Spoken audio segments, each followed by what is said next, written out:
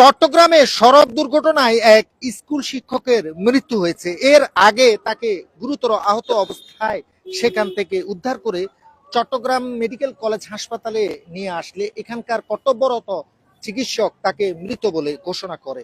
সড়ক দুর্ঘটনার এই ঘটনাটি ঘটেছে চট্টগ্রামের রাঙ্গুনিয়া উপজেলার পদুয়া যে ইউনিয়নটি রয়েছে সেখানে। ঘটনাটি ঘটেছে গতকাল বিজয় দিবস 16 ডিসেম্বর মঙ্গলবার রাত 8টার দিকে।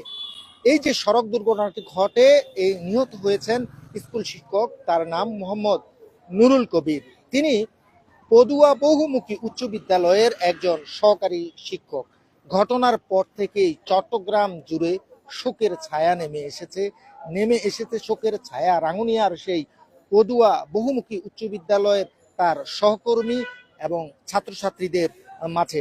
ঘটনার পর থেকেই কিন্তু আসলে শোক আপনারা সামাজিক যোগাযোগ মাধ্যম জুড়ে আমরা দেখতে পেয়েছি। এই ঘটনাটি কিন্তু ঘটে কিন্তু স্থানীয়রা জানায় চট্টগ্রামের যেই রাঙ্গুনিয়া উপজেলার রাজারহাট বাজার রয়েছে, সেই বাজার থেকে এই যে স্কুল শিক্ষক মোহাম্মদ নুরুল কবির তিনি কিন্তু বাজার করছিলেন।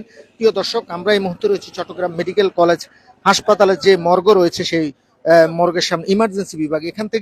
এখানে কিন্তু তার লাশটি কিন্তু আনা হয়েছিল গতকালকে। এখান থেকে যে ময়নাতদন্ত শেষে কিন্তু তার লাশ পরিবারের কাছে হস্তান্তর করা হয়। এই মুহূর্তে রয়েছে চট্টগ্রাম মেডিকেল কলেজ হাসপাতালে। স্থানীয়রা যেটি জানায়, অর্থাৎ যখন এই দুর্ঘটনাটি ঘটে এর আগে তিনি রাজারহাটের বাজার রয়েছে সেই বাজার করে গন্তব্যের দিকে যাচ্ছিলেন একটি সিএনজিতে বসে। সিএনজির সামনের সিটে কিন্তু তিনি বসে। সিএনজিটি বেপরোয়া গতিতে ছিল। যখন একটি সামনে মোড় পড়ে, মোড়ে কিন্তু ইনস্ট্যান্ট মোড় ঘুরাতে গিয়ে এই যে স্কুল শিক্ষক নুরুল কবির তিনি কিন্তু ছিটকে পড়ে যান এবং রাস্তা থেকে ছিটকে পড়ে একটি আম গাছের সাথে তার মাথা সজোরে ধাক্কা খায়। এতে কিন্তু তিনি ঘটনাস্থলে গুরুতর আহত হন। পরে তাকে উদ্ধার করে চট্টগ্রাম মেডিকেল কলেজ হাসপাতালে নিয়ে আসা হলে এখানকার কর্তব্যরত চিকিৎসক তাকে মৃত বলে ঘোষণা করে। এই যে নুরুল কবির রয়েছেন তিনি কিন্তু আসলে চট্টগ্রামের যে বাঁশখালী উপজেলা রয়েছে সেই বাঁশখালী উপজেলার সন্তান।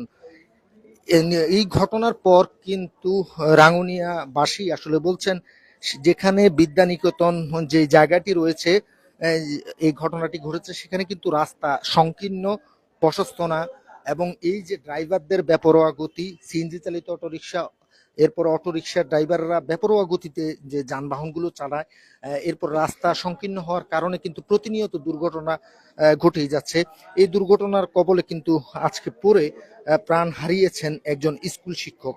এই ঘটনার পর থেকে কিন্তু পরিবার, স্বজন, সহকর্মী, শিক্ষার্থীদের মধ্যে কিন্তু শোকের ছায়া নেমে এসেছে। মোহাম্মদ নুরুল কবির মাত্র 40 বছর বয়সেই না ফেরার দেশে পাড়ি জমিয়েছেন। পরবর্তী তার লাশ চট্টগ্রাম মেডিকেল কলেজ হাসপাতালের মর্গে নিয়ে আসা হলে ময়নাতদন্ত শেষে পরিবারের কাছে হস্তান্তর করা হয়। এই যে সড়ক ঘটনা কিন্তু একদিন নয়, এগুলি প্রতিনিয়তই চট্টগ্রাম ঘটছে। ঢাকা চট্টগ্রাম মহাসড়ক, চট্টগ্রাম কক্সবাজার মহাসড়কে আমরা এই যে নিহতের ঘটনাগুলো কিন্তু ঘটছে। এর আগে আমরা দেখানোর চেষ্টা করেছিলাম যে 35 জনের আহত এবং 5 থেকে 6 জনের নিহত হবার ঘটনা। অর্থাৎ বেপরোয়া গতিতে ড্রাইভাররা যখন আসলে চোখে ঘুম নিয়ে গাড়িগুলো চালায় তখন কিন্তু একের পর এক সড়ক দুর্ঘটনাগুলো আসলে ঘটে।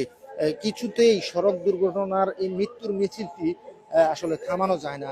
আর এতে বলি হয়েই আজকে মাত্র 40 বছর বয়সে এক স্কুল শিক্ষক না ফেরার দেশে পাড়ি জমিয়েছেন।